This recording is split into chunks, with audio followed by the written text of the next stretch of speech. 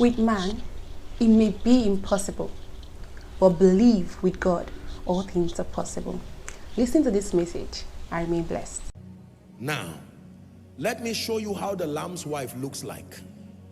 Revelations 21. The Bible calls us the bride of Christ. I want to show you how the Lamb's wife looks like, so that if that does not look like you, you will know what to adjust. Revelations 21, verse 9. If it is true that you and I are the bride of Christ, then I want to show you a biblical portrait, thanks again to the experience of John, that we have the privilege of seeing how the Lamb's wife should look. Are you ready now? Verse 9. And there came unto me one of the 7 angels, which had 7 vials full of the 7 last plagues, and talked with me, saying, come hither, and I will show you the bride, the Lamb's wife. So everything you are about to see is the Lamb's wife. Verse 10. And he carried me away in the spirit to a great and high mountain, and showed me that great city, the holy Jerusalem, descending from out of heaven from God. 11. He said, having the glory of God, and her light was like unto stone most precious, even like a jasper stone, clear as crystal. 12.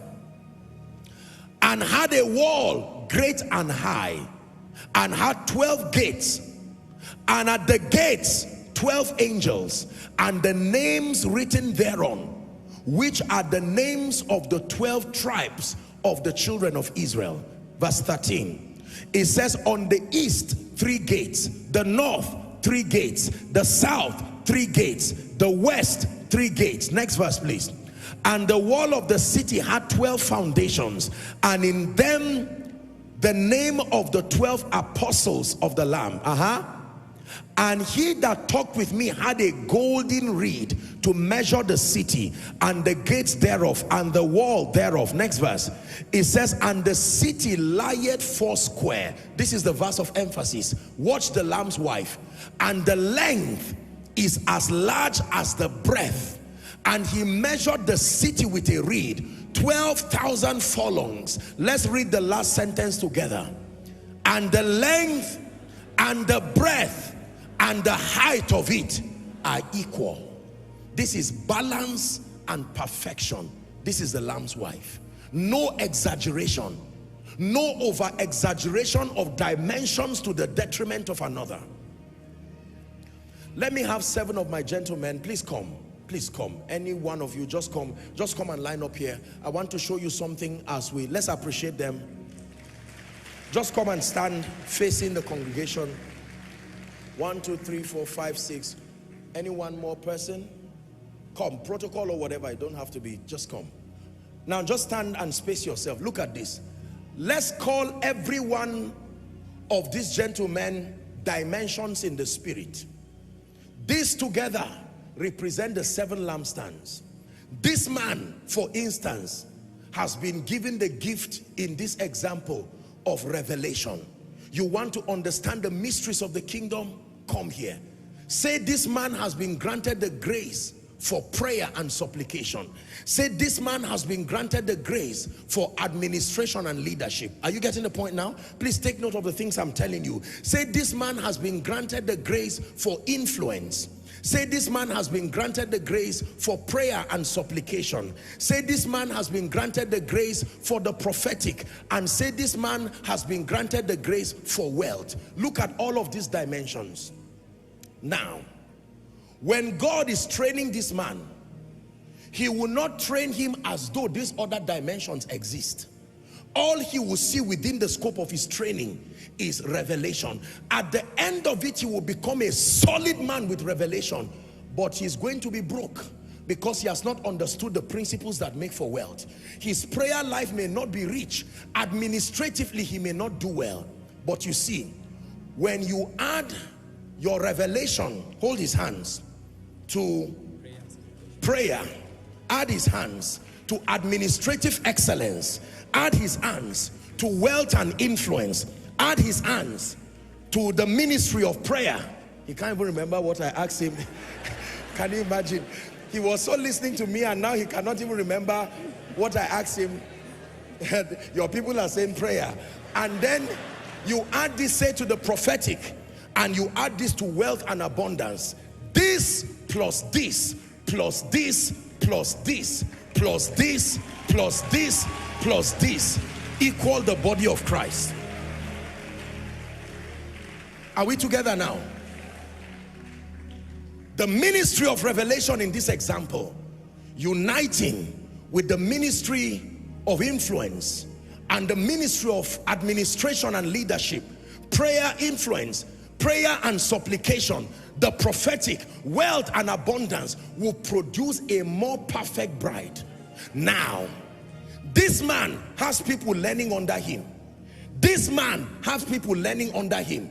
This man, and all of them are succeeding in their individual adventures, except that no one of them can produce the bigger picture.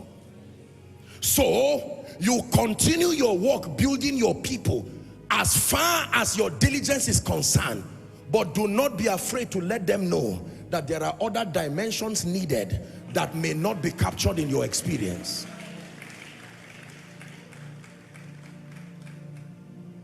The day you are teaching on revelation, everybody here keeps quiet and listens to you because it is your office. Where's my prayer man? When this man is praying, thank God for your revelation, but keep quiet and learn on prayers. Are we together? When this man is teaching on administration, don't just snore it away. It's not only demons that cause failure. Chaos and disorder can cause failure. In heaven where Satan is not, order still remain there. So you receive from this man, and then grace for influence. You may be anointed but still small. You need to access to know the dynamics of becoming a voice. Can I tell you, I pray and I look forward to the day that God in his infinite mercies will work on us men of God and purge our hearts from the guile of ego, the guile of that sense of self-consciousness, to a point where we can allow the various dimensions of the body to find expression to produce the kind of bride that Jesus is returning for. We are tired of poverty in the body. We are tired of lack of character in the body. We are tired of low-level dimensions of spiritual revelation, whereas there is so much more. We are tired of prayerlessness in the body. We are tired of demons accessing the lives and the destinies of people as though the body were powerless. All these possibilities may not be in my life, but they are in the body. So when you come to Jesus and say, help me, he will say, I have helped you already. What he meant is there is a dimension in the body that can solve your poverty problems. Father, I am tired of serving you. I'm a man of character, but I am poor. He will refer you to the body. The body has what it takes to bring you out of there. Lord, my ministry is not going global. He will refer you to the body. So you see, when he says all things are possible, it is because he broke himself and he gave the body. Listen to me. You have to understand this. No matter how anointed I am, I'll not be able to sing like my precious people. I sacrifice my singing for preaching. A beautiful sacrifice, by the way. As far as my assignment is concerned, I used to sing better than this. Sadly, it may not return easily again. But I must be able to appreciate them. Are we together now? Yes. I want you to look at this. What dimension have you ignored in loyalty to a man of God? What dimension have you ignored? And I confess our insecurities, sadly. I'm not saying this to demean the body of Christ. You know this. I have respected and will ever respect the body of Christ. You will never find dishonor to the body, not from me. This is not an advocacy to look down on your pastor. This is not an advocacy to not be faithful. No, I am not teaching on faithfulness. In terms of administration and in terms of the call and assignment, everybody will have to be planted somewhere. But listen to me, I will still repeat that no single individual can carry the entirety of what is needed, but we can be beneficiaries of it. So, revelation, I repeat again, the grace for prayer and supplication. You can find this man fasting for 6 months non-stop. This man can fast for 2 weeks dry. Do not bully this man. It is not within the scope of his call. Let him be comfortable supplying the dimension, and do not look at him as less of an anointed man. Do not use the requirements that are in people's. If I am called to be a prophet, fasting will be my lifestyle. If I am called to the apostolic ministry, fasting will be my lifestyle. But for God's sake, do not bully the businessman and say because you are not on 6 months dry, you are not anointed. The nature of his call, give him the liberty to subscribe to the terms. Many of you here in your higher institutions of learning, there are other people who will be doing 15 courses and others are doing 7. Don't bully them. Every call has a job description and a requirement. Do not use the template of the prayer warrior to judge the man who is a leader. Do not use the template of the leader. And you may find the administrator, he may just fast for 2 days and is enough. And yet another person will tell him that God told me to fast from now until September. Do not look down on the person and say nonsense, you are just fasting rubbish. There is a role that fast has to play in building the body. If the instruction did not come to you, respect the one the instruction came to.